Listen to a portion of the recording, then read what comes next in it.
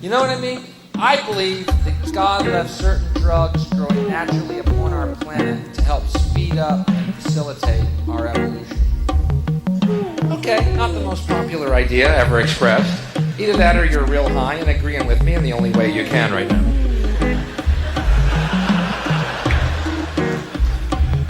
I forgot the code. Is it 2 blinks yes, 1 blink no? Do you think magic mushrooms growing atop cow shit was an accident? Where do you think the phrase, that's good shit, came from? Why do you think Hindus think cows are holy? Holy shit. Why do I think McDonald's is the Antichrist? That's God's little accelerator pad for our evolution. Just think about this, man. For millions of years, sorry, fundamentalists, we were nothing but apes.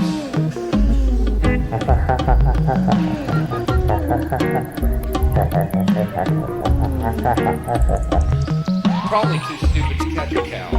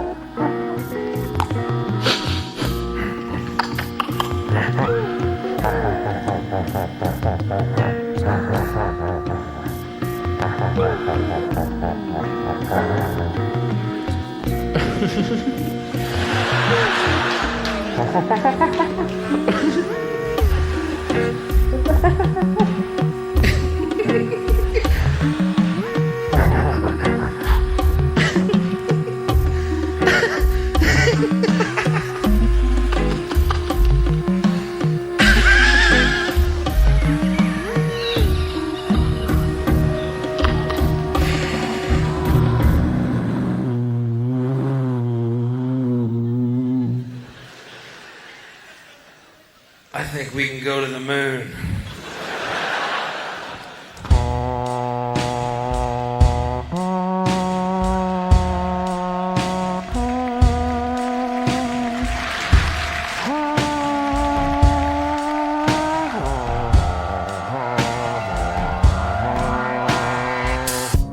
That is exactly how it fucking happened.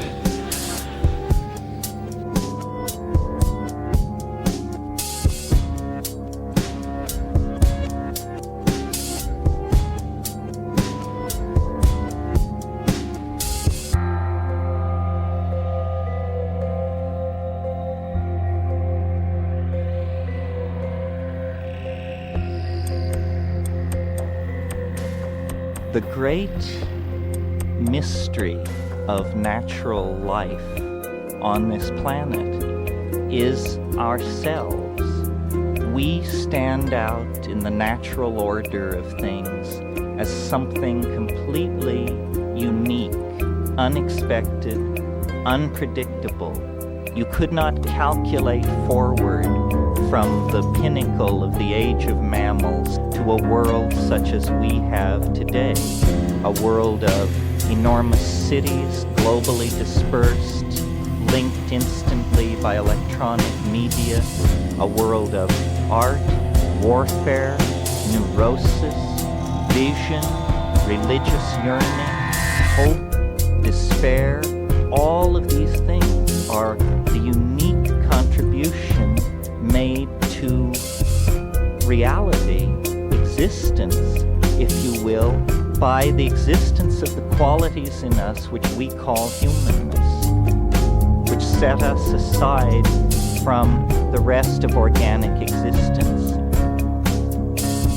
This other order of being that is so present in us has been the major concern of both what we call religion and what we call science, in the sense not of physics and chemistry, but of biology, anthropology, and psychology,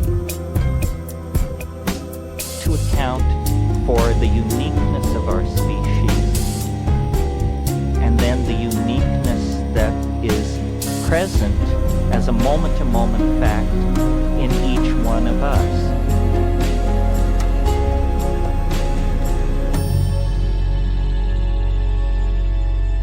For several million years, the great apes had been evolving into tighter and tighter niches in the climax tropical rainforests of both the New and Old World. Forests began to retreat. They began to diminish because of absence of rainfall over very long periods of time. And we know that many primate lines went extinct at that point.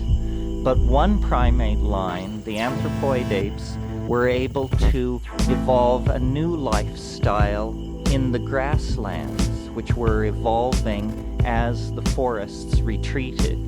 What was it that promoted our upright gait? What was it that promoted our acquisition of language? Language is the great divide between us and other species. Where it exists at all as a tendency in other species, it exists as a very rudimentary, unschooled tendency. In us, it has become almost the raison d'etre of our being. Physical evolution ceased in the human species when we began to elaborate languages and the technologies that follow upon them. We have designed a way around the slower than glaciers modification of species that exists, where you have random mutations being acted upon by natural selective forces in the environment, until the invention of epigenetic, meaning non-genetic forms of coding, which means language, dance, theater, myth-telling, so forth and so on. Until that great leap was made, we were as much an animal as any other animal. The missing link in evolution is probably food. The forests retreated. These environments where food had been very abundant became nutritionally stressed. The diet had to be expanded. The choice was simple: expand your diet or die. Most animals have a very narrow range of foods which they will accept. This reaches its greatest expression in insects. Insects are very, very food specific. Most animals are.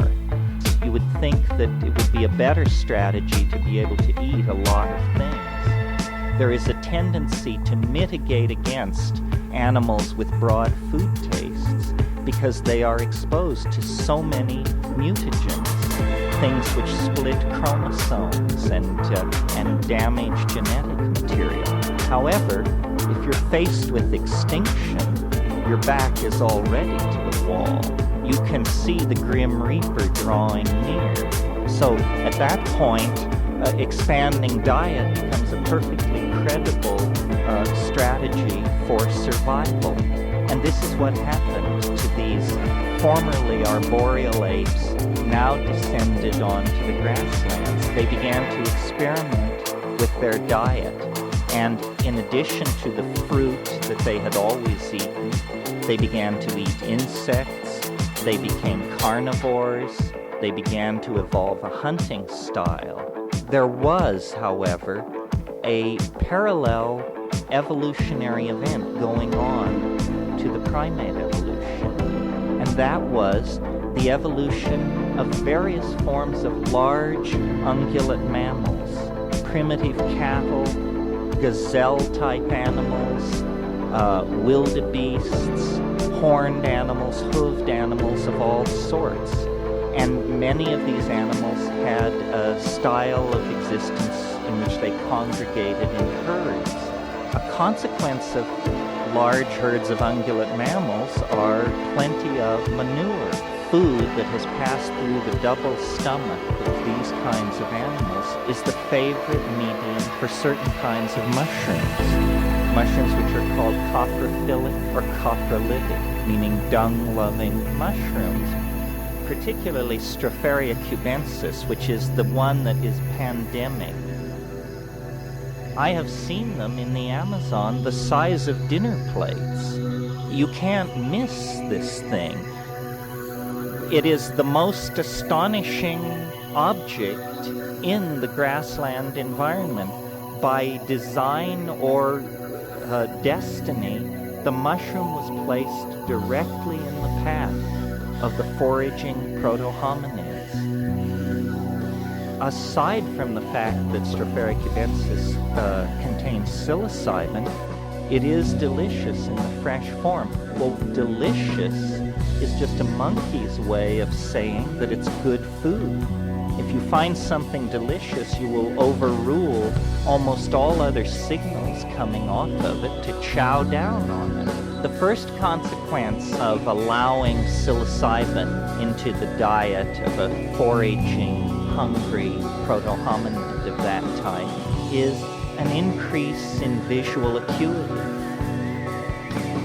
Visual acuity is the thread by which life and death are hung if you are foraging primates in a nutrition-poor environment. If you can't see the food you're looking for, the gentle hand of natural selection is going to quietly move you toward extinction.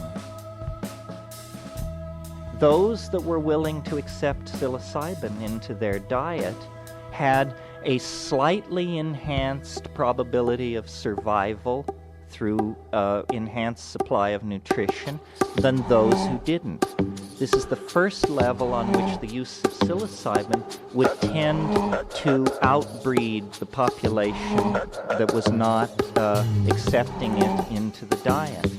Psilocybin causes what's called CNS arousal, central nervous system stimulation, horniness.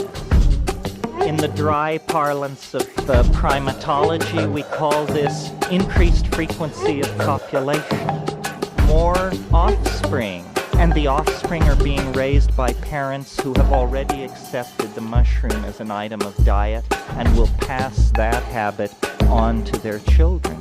But how does it account for the emergence of the higher functions of the human cerebral cortex? Language, dance, art, poetry, song, symbolic activity.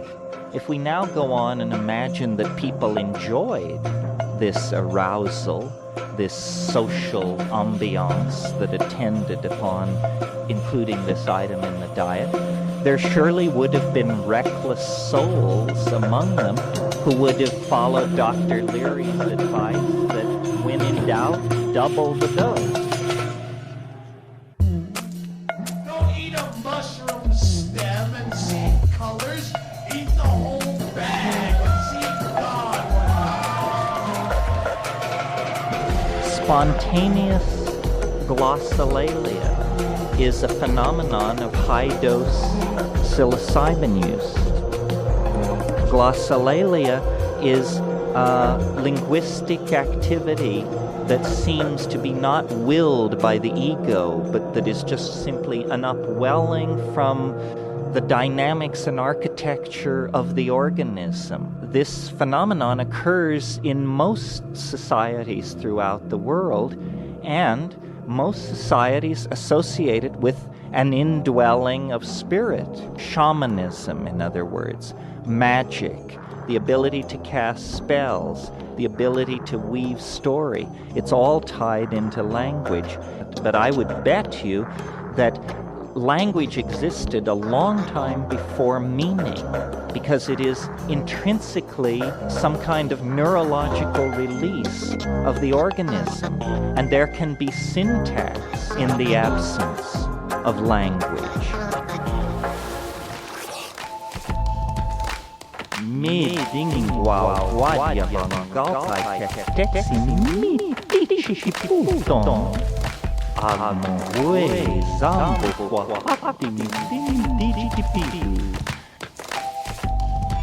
What this is instant art, you see. Abstract art. The human organism is brilliantly wired for small mouth noises. And with it, we weave meaning, we convey emotion, we convey anger, and eventually we recreate the entire world of our imaginations. I mean, this is what culture is a kind of coaxing into reality of the structures of the human imagination through the medium of language. And it begins as poetry and it ends as, structural engineering on the scale of the Golden Gate Bridge or something like that. Language then sets us apart. There is a direct linear descent through the use of this one particular psychedelic to put in place a series of self-reinforcing positive feedback loops that lead to self-reflection. This is where humanness came from. The straight people who had the field all to themselves since Darwin, their best idea is that it was the coordination of the throwing arm, that it's the baseball pitcher who is the highest exemplar of what it is to be a human being. But I don't see him as the exemplar of humanity's march toward the unspeakable mystery of being. We have, 10,000 years of human history, philosophy, art, science, and literature behind us, and when we come up against 5 dried grams in silent darkness, it's as awesome, as appalling, as mind-boggling, and as impossible to process as it must have been for those folks 25, 35, 55,000 years ago. That was the vector that called us forward. That was the great attractor that this humble monkey heard the call and set off across the plains of geological time, seeking and finding this tremendous mystery. Sometime, let's say 100,000 years ago, to, let's say, 12 or 10,000 years ago, there was an intervention in the ordinary hierarchy-forming tendency of these evolving primates, and we actually created not a matriarchy, not a shifting of one master for another, but a partnership style of existence, which is the genesis point of our myths of paradise. And this was achieved through psilocybin and through the lifestyle that it reinforced. The style of these early nomadic pastoralists into cattle was orgiastic. This tendency toward group sexual activity, an orgy promoted by the psilocybin in the diet, it was interfering with the tendency to stress male lines of paternity. Because you can't know in a society that has institutionalized orgiastic sexuality, men cannot know who their children are. Women know who their children are because they see the children come out of their bodies, and there's a bonding. But for men, the children are community property. In the absence of psilocybin, you get a recursion back to the previous mode of primate organization, which is a turf-guarding, territorial, egoistic style. Psilocybin is a kind of inoculation against the formation of ego. It dissolved the primate ego, and it kept it dissolved until factors limited the availability of the psilocybin, and then this atavistic tendency the existence of the ego, returned with a tremendous vengeance. The ego, which grows like a calcareous tumor or an abnormal growth in the dynamics of the psyche, can actually be dissolved by repeated exposure to this boundary-dissolving psychedelic compound. Climatological forces, the drying of the planet, destroyed that equilibrium paradise because the drying process did not halt. It continued. It accelerated. Strategies had to be developed then to spread fewer and fewer mushrooms over a wider and wider area. Honey emerged as a very important part of this story because you see, if you don't have refrigeration, you can use honey to preserve delicate foods. Honey itself has the potential to undergo chemical change and turn itself into a psychoactive substance. In other words, mead, alcohol. What does it do if viewed as a psychedelic drug? It lowers sensitivity to social cueing, and it empowers aggressive behavior. In other words, it makes you into a jerk. Drugs are like the invisible lenses through which we view reality. And no culture has been without them. It's just cultures accept some and repress others according to the particular cultural values which are trying to be conserved. We now are the inheritors of a planet which is dying under anesthesia. Our entire cultural crisis is predicated on the fact that we cannot feel or connect with the consequences of our history. History is a bad deal. It's a mass of pottage. It's broken machines and broken dreams because we have projected our value system out into matter, and matter has not responded in a satisfying way, and so we're then dysfunctionally neurotic, always seeking, never finding. We can't adapt the orgiastic style on a mass scale without severe social consequences, but we can look back at the use of psilocybin. We can re-inoculate ourselves against the ills of civilization by simply availing ourselves to the shamanic tools that were available before the fall into history, and at least construct a social alternative to diminish the almighty sense of ego. What ego tells you is who you are and how important you are and how you're not her or him or that, you're this. Psilocybin tends to dissolve that language-reinforced misperception. These psychedelic compounds are the catalyst for everything that we call humanness, for the very basis of the notion of caring, altruism, civilization, community.